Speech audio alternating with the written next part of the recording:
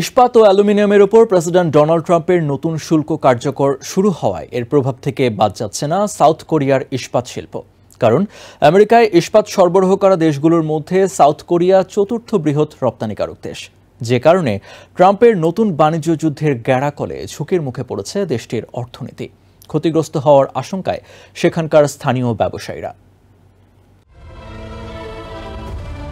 South কোরিয়ার প্রাচীন ও সবচেয়ে বড় ইস্পাত তৈরির কারখানা এই পোহাং শহরে।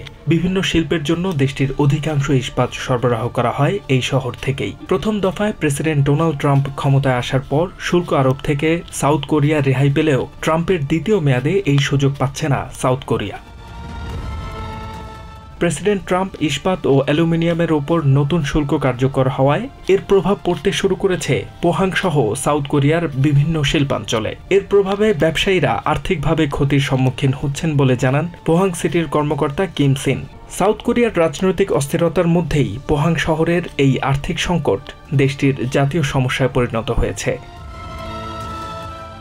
গত সপ্তাহে কংগ্রেসের যৌথ অধিবেশনে ট্রাম্প তার ভাষণে শুল্কারোপ থেকে সাউথ কোরিয়াকে এককভাবে বাইরে রাখার কোনো ইঙ্গিত দেননি। তবে আশঙ্কা ইস্পাত ছাড়াও অন্যান্য পণ্যের ট্রাম্পের পাল্টাপাল্টি শুল্কারোপের মুখে না পড়ে যায়। পোহাংয়ের বর্তমান সংকটময় পরিস্থিতিতে ভবিষ্যতে অনেক শহরেই পড়তে পারে বলে আশঙ্কা করা হচ্ছে।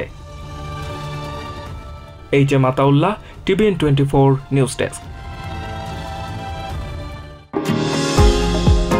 নিউ ইয়র্ক থেকে সম্প্রচারিত টিভিএন 24 টেলিভিশন বিশ্বজুড়ে বাঙালির কণ্ঠস্বর।